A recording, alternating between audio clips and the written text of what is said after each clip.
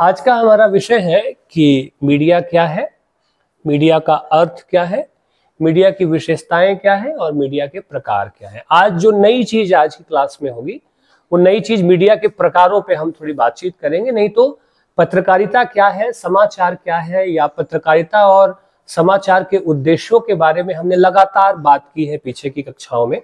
और वो सारी बातें जो जनसंचार माध्यम की जो विशेषताएं होती हैं, उसकी जो प्रक्रिया होती है, पत्रकारों के जो नैतिक मूल्य होने चाहिए, उनका जो कर्तव्य होना चाहिए, उस पर हमने बात की है।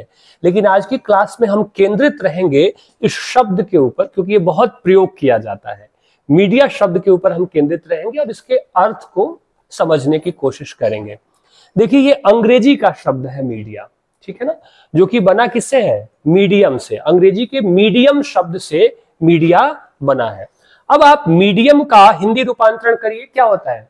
माध्यम, ठीक है। थोड़ा और खोल दीजिए उसको तो कह देंगे आप संचार माध्यम, यानी कि वह माध्यम जिससे सूचनाएं लोगों तक पहुंचाई जाती हैं। और मैंने आपको पत्रकारिता के बारे में बताया ही है कि सूचना, शिक्षा और मनोरंजन ये किसी न किसी माध्यम से जो जनता तक पहुंचाई जाती है। लेकिन ये जो मीडियम है ना, इस मीडियम का जो प्लूरल फॉर्म है, यानी कि जो बहुवचन है, बहुत सारे माध्यम, ठीक है, वो हो गया क्या? मीडिया। यानी कि बहुत सारे माध्यमों से एक माध्यम, जैसे मान लीजिए भाषा क्या है? एक माध्यम है विचारों के आदान प्रदान का। लेकिन बहुत सारे माध्यमों से मेरा मतलब है अखबार, टेलीविजन, रेडियो, ठीक है, इंटरनेट, यानी कि विभिन्न सारे माध्यमों से एक साथ बहुत सारे माध्यमों को आप जब जोड़ते हैं, बहुवचन के रूप में देखते हैं, तो उसे हम मीडिया कहते हैं। यानी कि मीडियम का प्लूरल फॉर्म एक तरह से बहुवचन रूप है मीडिया। अर्थात सूचनाओं को कम समय में बहुत अधिक लोगों तक पहुंचाने के जो विभिन्न प्रकार के माध्यम है, जिसमें कि अखबार, रेडियो, टेलीविजन, इंटरनेट इत्यादि शामिल है, उसे हम सम्मिलित रूप से क्या कह सकते हैं? मीडिया कह सकते हैं, या उसे हम मीडिया कहते हैं, ठीक है। ऑक्सफोर्ड डिक्शनरी में मीडिया की परिभाषा देते हुए कहा गया है कि मीडिया को जनसंचार, प्रसारण, प्रकाशन और इंटरनेट के मुख्य साधन के रूप में जाना जाता है, ठीक है। क्या आ गया इसमें? प्रसारण यानी कि ब्रॉडकास्टिंग हो गई, ठीक है। प्रकाशन यानी कि पत्र पत्रिकाएं आ गई, ठीक है, अखबार आ गए। और इंटरनेट यानी कि आप ऑनलाइन सूचनाएं देख रहे हैं या ऑनलाइन समाचार प्राप्त कर रहे हैं। यानी कि तीनों माध्यम, पत्रकारिता के तीनों माध्यम, प्रिंट मीडिया, इलेक्ट्रॉनिक मीडिया और इंटरनेट मीडिया, ठीक है ना, इन सब को सम्मिलित रूप से, इन सभी माध्यमों को हम मीडिया कह सकते हैं। अर्थात कि मीडिया विभिन्न सारे माध्यमों का एक समूह है, ठीक है, या तीन तरह के माध्यमों का एक समूह है, या विभिन्न माध्यमों का एक समूह है, जो बहुत कम समय में त्वरित रूप से लाखों करोड़ों लोगों तक एक साथ सूचनाओं को पहुंचाने और प्रेषित करने का काम करता है। बस इतनी सी बात है इस मीडिया शब्द में। इसी को आप जनसंचार भी कह सकते हैं। पत्रकारिता भी यही है कि आप विभिन्न माध्यमों से ढेर सारी सूचनाओं को क्या कहते हैं? उसकी प्रामाणिकता के साथ, उसकी तटस्थता के साथ जब लोगों के सामने प्रस्तुत करते हैं, तो उसे हम क्या कहते हैं? पत्रकारिता कहते हैं, ठीक है। मीडिया की परिभाषा से यह स्पष्ट है कि मीडिया का काम सूचनाओं या समाचारों को प्रकाशित, प्रसारित करना है, लोगों को सूचनाएं देना है, शिक्षित करना है, उनका मनोरंजन करना है, ठीक है। और बड़ा काम यह करता है कि बड़े जनसमूह को एक बार में क्या करता है? पहुंच इसकी जो होती है वो बड़े जनसमूह तक एक बार में हो जाती है, ठीक है। अब जब हम मीडिया के अर्थ को समझ गए, सामान्य अर्थ को समझ गए कि ये सूचनाओं को, शिक्षा को या सार्वजनिक महत्व के जो मुद्दे हैं उसको जनता तक पहुंचाने का काम करता है, तो मीडिया की विशेषताएं भी इसी तरह से स्पष्ट हो जाएंगी कि मीडिया की पहली विशेषता यह आप कह सकते हैं कि यह लाखों करोड़ों लोगों तक बहुत कम समय में सूचनाओं को पहुंचाने का काम करता है। इसकी पहली विशेषता हो जाएगी, ठीक है। इसकी दूसरी विशेषता होगी कि जो अशिक्षित लोग हैं, ठीक है, यानी कि जो कम पढ़े लिखे लोग हैं, वह भी विजुअल माध्यम से, यानी कि टेलीविजन या रेडियो को सुनकर, या अब तो मोबाइल फोन भी उसमें आप जोड़ लीजिए, वो तो चलता फिरता टेलीविजन है। मोबाइल फोन अपने साथ रखिए और हर तरह की सूचनाओं को आप मोबाइल फोन पे इकट्ठा कर सकते हैं, उसके बारे में जान सकते हैं। तो अशिक्षित लोगों को भी मीडिया सूचनाएं पहुंचाता है। साथ ही साथ जो नेत्रहीन लोग हैं, ठीक है, नेत्रहीन लोग हैं जो देख नहीं सकते, वह सुनकर सूचनाएं प्राप्त कर सकते हैं। आप देखते होंगे कि टेलीविजन पे जो बधिर लोग हैं, जो सुन नहीं सकते, उनके लिए भी समाचार प्रकाशित किया जाता है और वो संकेतों में बात करते हैं। देखा है आपने? तो संकेतों के माध्यम से उनको सूचना देने का काम किया जाता है। तो आप देखें कि इसकी पहुंच हर एक व्यक्ति को है, के पास तक है, कि हर एक व्यक्ति तक कैसे सूचनाएं पहुंचाई जा सके, यह मीडिया सुनिश्चित करता है। ठीक है।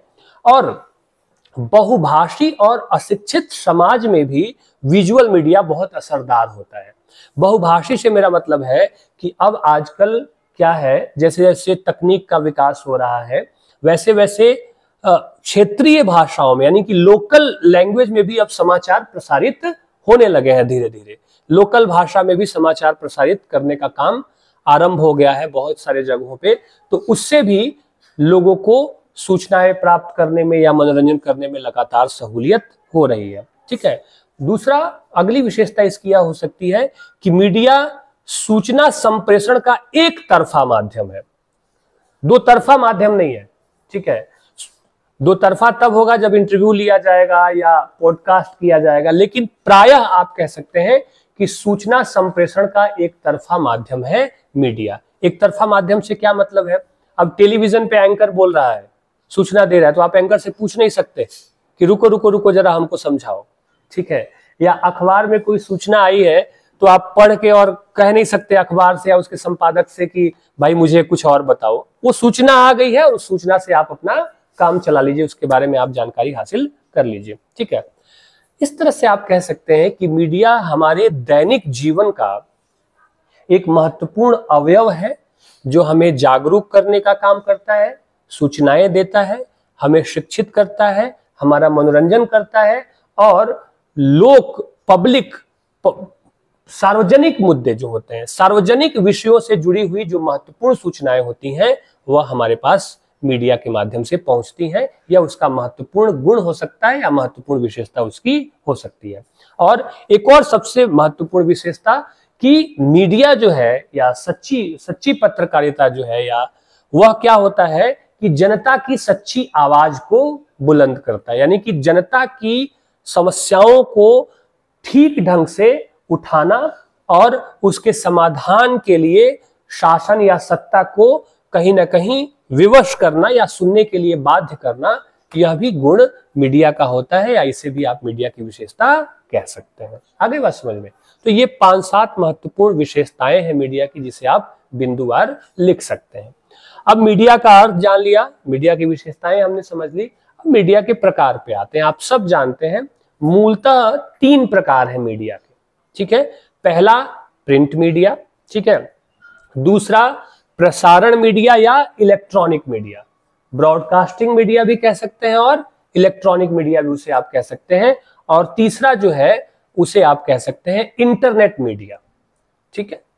इंटरनेट मीडिया भी कह सकते हैं। अब तो आजकल एक चौथा प्रकार सोशल मीडिया भी काफी प्रचलन में है, जिसपे भी बहुत सारी सूचनाएं आपको मिलती है। लेकिन सोशल मीडिया पे प्रसारित होने वाली जो सूचनाएं होती हैं, उनकी प्रामाणिकता का प्रश्न हमेशा खड़ा रहता है कि क्या सच में वो सूचनाएं प्रामाणिक है कि नहीं है। आजकल व्हाट्सएप यूनिवर्सिटी में लगातार बिना मतलब के भी खबरें आती हैं, जिनका प्रामाणिकता और सत्य से कोई लेना देना नहीं होता है। वो जनता के मनोभावों को उत्तेजित करने के लिए या किसी खास विषय पे उनकी राय को मॉडिफाई करने के लिए उस तरह की सूचनाएं आती हैं। तो सोशल मीडिया भी है, लेकिन उसकी प्रामाणिकता हमेशा क्या होती है? संदिग्ध रहती है, वह प्रश्न चिन्ह उसके ऊपर हमेशा लगा रहता है। तो मूल रूप से प्रिंट मीडिया, इलेक्ट्रॉनिक मीडिया या ब्रॉडकास्ट मीडिया और तीसरा इंटरनेट मीडिया, ये 3 प्रकार मीडिया के माने जाते हैं।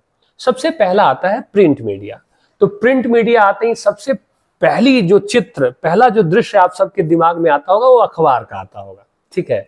प्रिंट मीडिया मतलब आप अखबार समझते हैं, हालांकि अखबार के साथ साथ पत्र पत्रिकाएं, किताबें, जर्नल, ठीक है ना, ये सारी उसका हिस्सा है। ये सब प्रिंट मीडिया का हिस्सा है, जो सूचनाओं को लिखित रूप में हमारे सामने क्या करते हैं, प्रकाशित करते हैं और हमारा ज्ञानवर्धन करते हैं। एक समय था जब हमारी आदत का एक खूबसूरत हिस्सा हुआ करता था अखबार, ठीक है। सो के उठते ही सबसे पहले लोग अखबार देखते थे, अखबार पढ़ते थे, क्या खबर आई है ये जानने की कोशिश करते थे। लेकिन अब धीरे धीरे उसमें थोड़ी कमी आती जा रही है। खास तौर पे हमारी जो पीढ़ी है वो अखबार कम और मोबाइल फोन पे सूचनाएं ज्यादा देखना चाहती है। अब तो मोबाइल फोन पे भी आप अखबार पढ़ सकते हैं, ठीक है ना। कोई भी अखबार आप डाउनलोड कर लीजिए और मोबाइल फोन पे भी आप पढ़ सकते हैं, लैपटॉप पे पढ़ सकते हैं। आप एक तरह से कह सकते हैं कि प्रिंट मीडिया जो है वो मीडिया का सबसे पुराना रूप है, ठीक है ना, क्योंकि छापेखाने वगैरह का आविष्कार बहुत पहले हो गया था, ठीक है। रेडियो और टेलीविजन फिर धीरे धीरे बाद में आए। तो सबसे पुराना तरीका है सूचनाओं को समझने और जानने का। इसमें एक और बात होती है कि विस्तार से चीजें बताई जाती हैं, व्याख्या की जाती हैं। साथ ही साथ प्रिंट मीडिया की एक और खासियत यह होती है कि स्थानीय मुद्दे भी, अगर मान लीजिए हिमाचल प्रदेश का अखबार है तो हिमाचल प्रदेश के जो स्थानीय मुद्दे होते हैं वो भी उस अखबारों में क्या होते हैं, दर्ज होते हैं। जबकि आप नेशनल मीडिया आप देखिएगा तो जब तक हिमाचल का मुद्दा बहुत जबरदस्त नहीं होगा, उसमें नयापन नहीं होगा या बड़े स्तर का नहीं होगा, तब तक वह सूचना का हिस्सा नहीं बनेगा। लेकिन हिमाचल के लोगों के लिए स्थानीय खबर वहां के अखबारों में आप देख सकते हैं, वो सूचनाएं आपको मिल जाती हैं। आप देखेंगे भी कि हर स्टेट के अखबार में एक प्रादेशिक आता है, प्रादेशिक, कि इस राज्य में क्या विशेष रहा, ठीक है। तो प्रिंट मीडिया एक तरह से आप लिखित सूचनाओं का पूरा ब्यौरा होता है, जखीरा होता है, दस्तावेज होता है, जिसे आप आराम आराम से बड़ी सहूलियत के साथ पढ़ सकते हैं। प्रिंट मीडिया का एक फायदा ये हुआ करता था किसी जमाने में कि उससे पढ़ने वाले की भाषा धीरे धीरे दुरुस्त होती थी। अगर अखबार संवाददाता जो है, लेखक जो है, उसने अच्छी भाषा का प्रयोग किया है, तथ्यों के साथ साथ, वर्णन के साथ साथ, तो पढ़ने वाले की भी भाषा अच्छी होती है।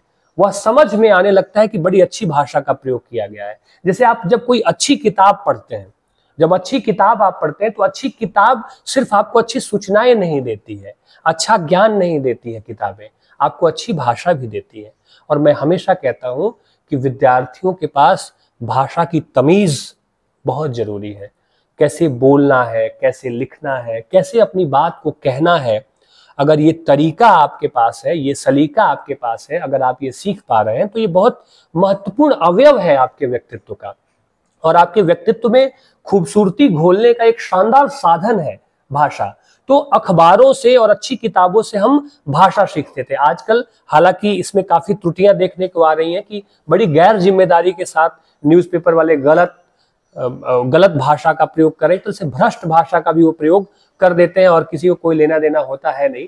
जबकि एक गंभीर जिम्मेदारी है प्रिंट मीडिया की कि वह हमेशा दुरुस्त और खूबसूरत भाषा का प्रयोग करे, ठीक है। तो पहला प्रकार है प्रिंट मीडिया। दूसरा प्रकार है प्रसारण मीडिया या इलेक्ट्रॉनिक मीडिया। प्रसारण मीडिया, इलेक्ट्रॉनिक मीडिया से मतलब यह है कि जो चीजें प्रसारित की जाती हैं, ब्रॉडकास्ट की जाती हैं। अब ब्रॉडकास्ट क्या होगा? रेडियो, टेलीविजन, और अब चूंकि मोबाइल को भी आप उसमें जोड़ सकते हैं, क्योंकि अब आपके इंटरनेट की सुविधा द्वारा मोबाइल फोन पे भी टेलीविजन और रेडियो की सुविधाएं क्या है, उपलब्ध है, ठीक है।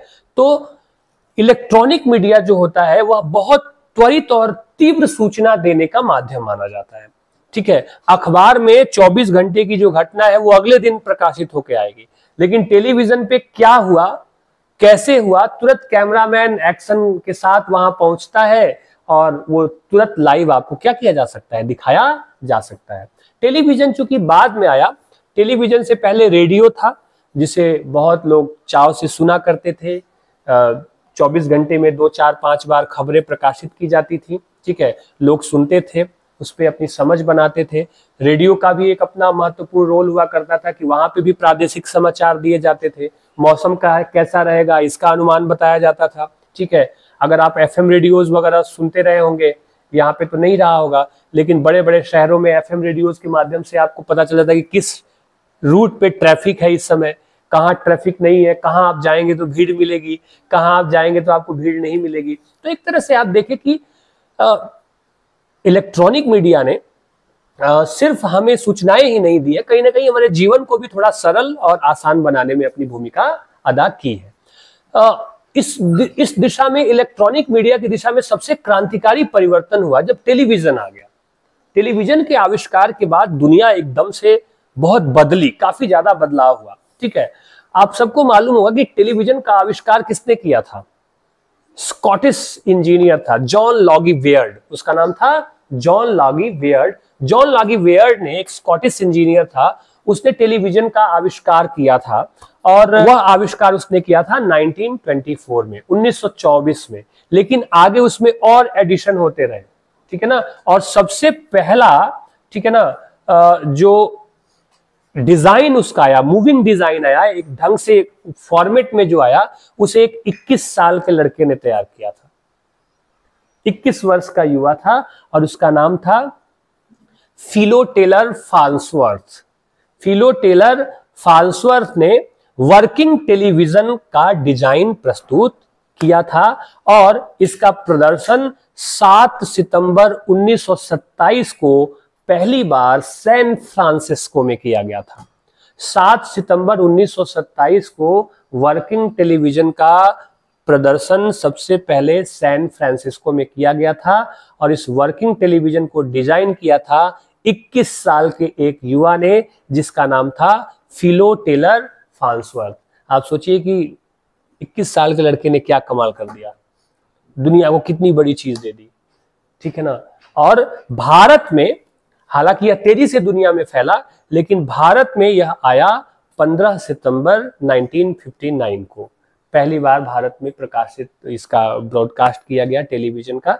और फिर धीरे धीरे टेलीविजन जो है वह हमारे जीवन का क्या होता गया, महत्वपूर्ण हिस्सा बनता चला गया। और अब जब से धीरे धीरे मोबाइल क्रांति ने जगह ले ली है, अब मोबाइल के साथ साथ अब सोचिए दुनिया कितनी बदल गई है कि टेलीविजन भी अब हमारे पॉकेट में चल रहा है कि नहीं है।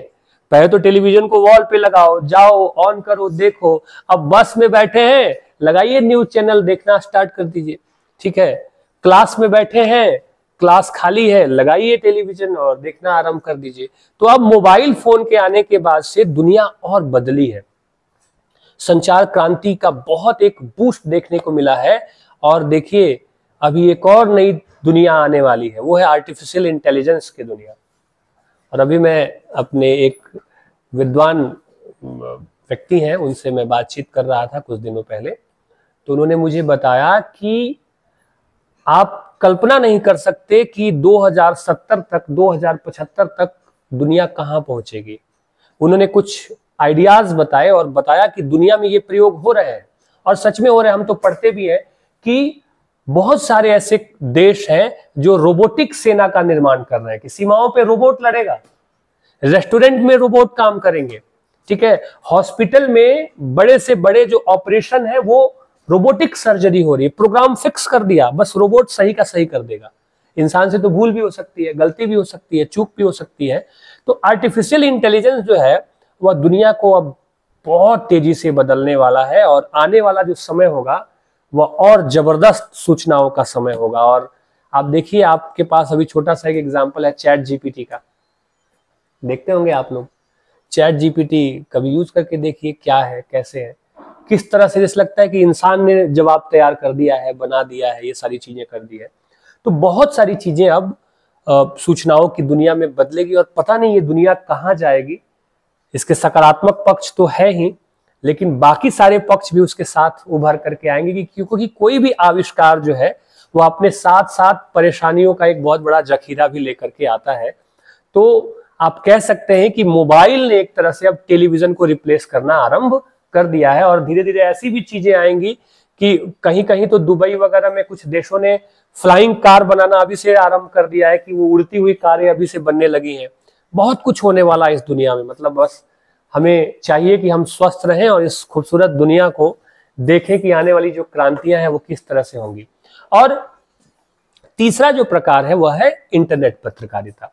इंटरनेट हम सबकी जिंदगी का एक बहुत जरूरी हिस्सा है। अब उसके बगैर, डेटा के बगैर तो अब मुश्किल हो गया है ना।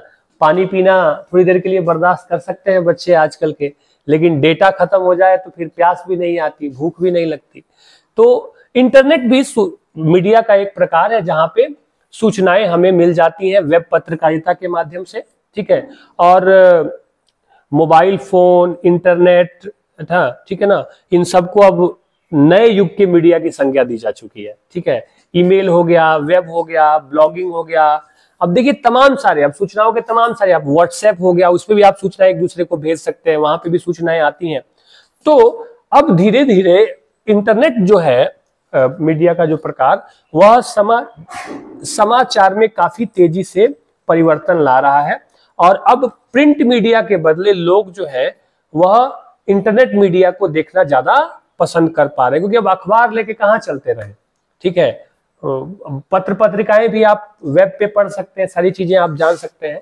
तो ये एक, मुझे लगता है कि इंटरनेट जब खोज किया गया, इंटरनेट जब इस दुनिया में आया, तो एक बड़ी खोज है, मतलब पिछली सदी की सबसे महान खोजों में से एक खोज, बड़ी खोज है इंटरनेट की खोज। आज देखिए कि पूरी दुनिया एक ग्लोबल विलेज में तब्दील हो गई है।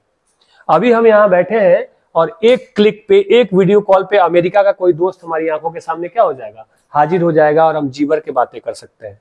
आप जाइए यूट्यूब पे, कोई एक टॉपिक सर्च करिए और दुनिया भर की सूचनाएं उसके बारे में आपको क्या हो जाएंगी, मिल जाएंगी। ये कैसे संभव हो सका? सिर्फ और सिर्फ इंटरनेट की वजह से संभव हो सका।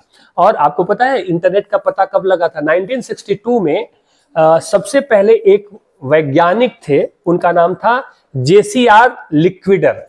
जेसीआर लिक्विडर ने सोचा कि क्या ऐसा हो सकता है क्या कि एक कंप्यूटर से सूचना दूसरे कंप्यूटर में हम भेज सके। ख्याल आया उनके मन में, ठीक है ना। और देखिए कहते हैं ना कि पहले आविष्कार दिमाग में होता है, ख्यालों में होता है, विचारों में होता है, फिर बाद में वह प्रयोग में लाया जाता है। तो जेसीआर लिक्विडर ने यह सोचा कि क्या एक कंप्यूटर से सूचना दूसरे कंप्यूटर में हम भेज सकते हैं क्या, दो कंप्यूटर आपस में संवाद कर सकते हैं क्या। और 1969 में उनके इस काम को लेकर के काम किया गया, और ठीक है ना।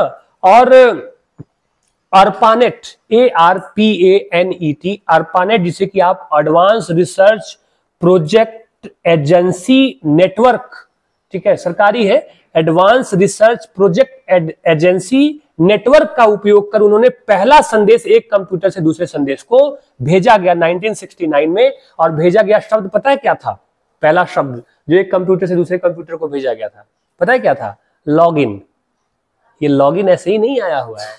पहला शब्द जो एक कंप्यूटर से दूसरे कंप्यूटर को भेजा गया था प्रयोग के दौरान 1969 में, वो शब्द था लॉगिन। लेकिन इसके पहले अक्षर ही पहुंच सके, इसके पहले इसके आरंभ के दो अक्षर ही पहुंच सके, बाकी अक्षर नहीं पहुंच सके। लेकिन उन दो अक्षरों के पहुंचने से एक कुतूहल पैदा हुआ कि इसको संभव किया जा सकता है, ये चीजें हो सकती हैं। और वहां से फिर पीढ़ी दर पीढ़ी प्रयोग आरंभ हुए, काम आरंभ हुआ, और इसके बाद आविष्कार जारी रहे। और 90 के दशक में जब इन चीजों ने गति पकड़ी, इस पे काम हुआ, तो 1991 में टिम बर्नर्स-ली, नाम सुना होगा आपने, टिम बर्नर्स-ली ने जब WWW यानी कि वर्ल्ड वाइड वेब का आविष्कार किया, तो बस दुनिया के सामने एक और नई दुनिया खुल गई, इंटरनेट की दुनिया, जिस दुनिया ने आज पूरी दुनिया पे अपना कब्जा किया हुआ है।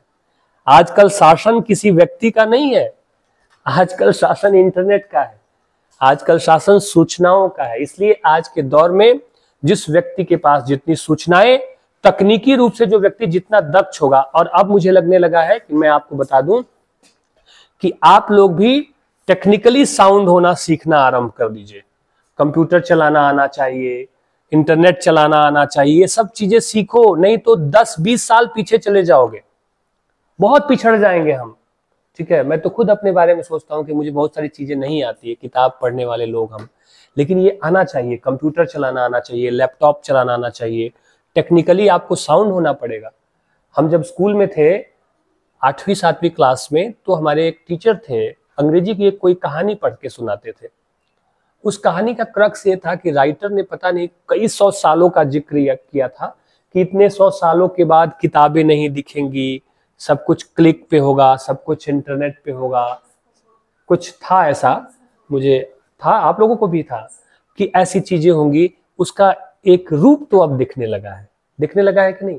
ठीक है, तो ऐसे ही गुलजार साहब नहीं लिखते हैं कि किताबें झांकती हैं बंद अलमारी के शीशों से, बहुत हसरत से तकती हैं कि अब महीनों मुलाकातें नहीं होती।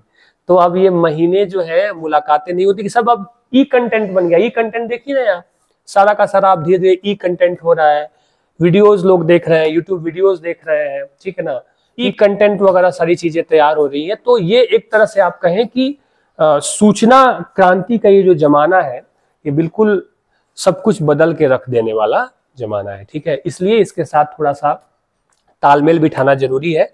तो आप लोग थोड़ा अपने आप को भी टेक्निकली साउंड कीजिए, इसकी बड़ी जरूरत पड़ सकती है आपको। ठीक है, चलिए आगे की क्लास में फिर आगे अब सिलेबस क्या था